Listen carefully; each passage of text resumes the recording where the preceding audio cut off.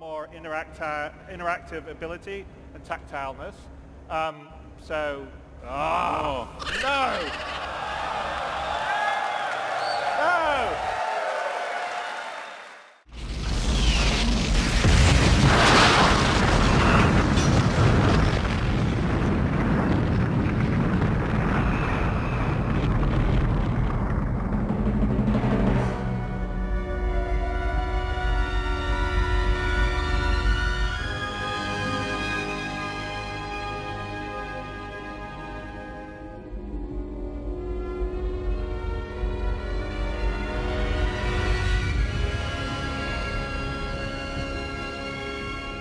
My God, Bones.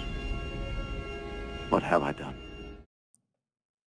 Don't worry about it, man. You got ship insurance. You'll get it back in a couple of hours.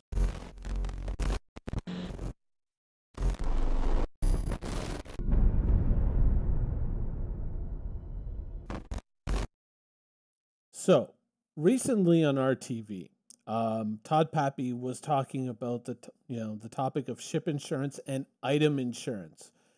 Things, the things that we add to our ship, whether it's going to be weapons or in the future different systems beyond the ones that come with the stock ship being insured along with the ship. This is the topic of an internal discussion, quote unquote, within CIG. And you would think that, since I'm somebody who has spoken in favor of something like this for a long time, that I would be overjoyed at hearing that. Well, I would be more overjoyed if they said, for implementation in the next patch, but it is what it is, and game development seems to take longer than we all thought it would.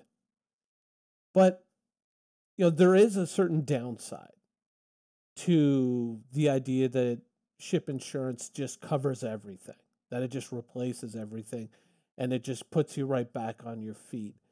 And the downside is that if the ships have no meaning, if the ships are just like a pair of socks, something you use until they're worn out and then you just discard them, that has a detrimental effect, I think, on the game experience. It makes players a lot more prone to making foolish decisions, like going down to Jump Town. It makes players just say, oh, well, who cares? Let's try it. If it doesn't work, it all just blows up. We replace it, and boom, we're back in action. It removes investment. It takes away a certain amount of immersion, I would argue.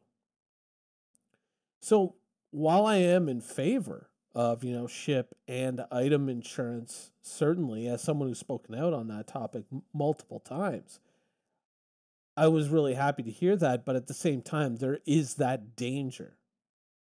That danger, which is kind of like a knock on effect of this, which is that ships could end up becoming just disposable accessories, and people would just be prone to just saying, oh, well, let's just see what happens.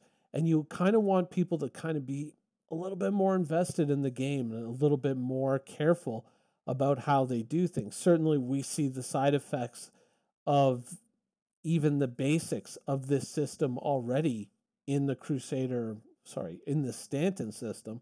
We see people just ramming ships outside of Olisar, ramming ships off the landing pad. Why do they do it? Because it doesn't matter. Because the ship has no value. It has no meaning. It's just a means to an end, right? So at some point, we have to get it to a place where losing that ship is something that, while it isn't going to cripple you, it's something that you're really going to want to avoid nonetheless.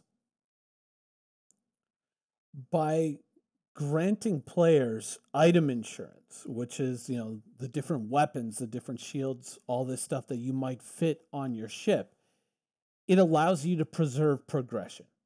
So let's say you're moving a certain direction with your ship. You want to change your hammerhead to be all projectiles, or you want to change, I don't know, your reclaimer or whatever. You want to change the fitments. You want to change to a totally different style of weapons.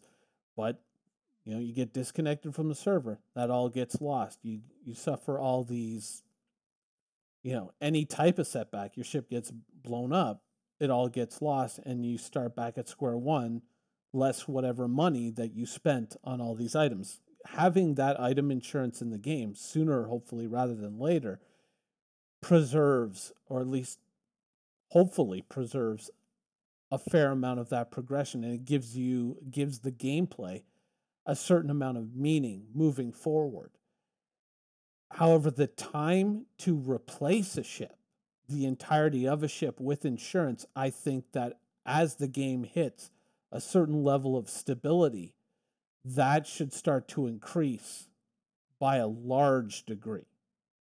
Now, I know that CIG already has plans sort of moving in that direction where they want to increase the time. Of course, like an Idris isn't something that, just pops out of a vending machine. It's something that you may not get replaced same day even, or something beyond that. But I would actually argue that it should be maybe something that, while you don't lose your progression, you still keenly feel the loss. Because if a ship ends up becoming something that's too easily replaced or too conveniently replaced, then it takes meaning away from the gameplay. It takes, you want people to be smart about things. Certainly, like if you take Jumptown, for instance, so many people in the way they approach Jumptown is so stupid. It really is. They just streak down to Jumptown from Grim Hex. They type in local, Jumptown clear, and then they just fly right down. And if there's somebody there, they get blown up. If there's nobody there, yay, I get to make some money. I grab some cash, grab some drugs real quick, fly away. And that's generally the way people are approaching it. And I think that that's a bad way to approach it, and that's a bad precedent to set. And certainly with item insurance, that might even go so far as to reinforce that type of behavior. There is an ugly side to it, of course. And I think that at the same time, if you start to increase the time that it takes to replace a ship, and you start to increase the cost of rushing that ship, you're going to start to see players within that system start to become a little bit smarter. Something like ramming people off the landing pads at Olisar and blowing up their ships all of a sudden becomes a very costly activity. It becomes a very costly waste of time. And certainly going down to Jumptown, all of a sudden it's, I want to make that money, but I got to be smart about this. Maybe what I should do is kind of go get a little bit closer to Jumptown and try to stealth out my ship as much as possible, and then creep around and see if there's anybody there, or if there are some people there, maybe just hide out for a while, wait till they all take off or go someplace else, then move in, get my money, and, do it that way. Maybe I should start being smart about it rather than just kind of rushing in and saying, oh, well, whatever happens is whatever happens because I'm going to get my ship back and my stuff back now anyways, I think that the idea of preserving a player's progression is a great idea, but the idea of, making it convenient, just, oh, well, I'll get my ship back in a couple hours. I'm just going to go have a cup of coffee and watch a movie and then come back.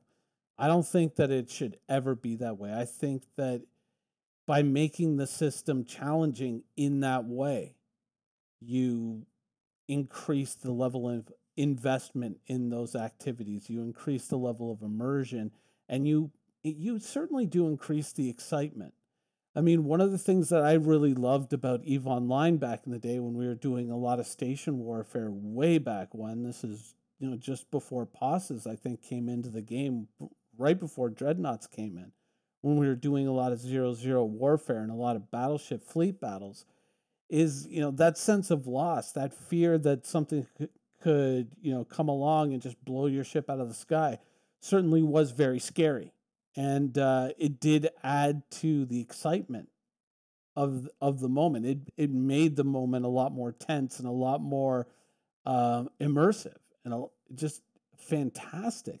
But at the same time, the downside to that was, I used to have a hangar where I just had all these Tempests, battleships lined up, ready to go. So if I got blown up, I'd just get into another one, and just like that. And it got to a point where I wasn't even naming my ship anymore. I didn't even care. The ship was just a tool. It was just a disposable razor. I didn't even give a shit about it. It's like, oh well, that's all used up, and just throw it away. And I would hate to see the ships in Star Citizen start to go that way. And I think that with item insurance, that is a danger. That is something that you have to acknowledge. I mean, certainly I'm one of the big proponents of the idea, but at the same time, I do have to acknowledge that there is a potential downside if it's not implemented correctly. And that downside could be the fact that, like I showed the clip at the beginning, a moment like that, it's this great moment. It's a meaningful moment in certainly in Star Trek lore. But if Enterprises were just being shot out of a friggin' vending machine, then would you really give a shit about the Enterprise anymore? Right? And they'd just be like, oh, well, whatever. As long as we survive, we'll just keep, we'll just go get another one and we'll do it all over again. Right? So I think that that's going to be an interesting thing to watch if they do actually implement item insurance in the game, which I'm all for. Is I hope that they balance it in such a way that a ship loss is still something that's very keenly felt. Obviously, smaller ships, things like Auroras or Freelancers or something, far more abundant in the universe, easier and much faster to replace. But the big ships, the Hammerheads, the Reclaimers, things like that, they should cost a whole lot more in terms of time to replace them. So people be a little bit more careful and a little less foolish with it. Anyways, that's just my opinion. Let me know what you think in the comments down below, and thanks for watching.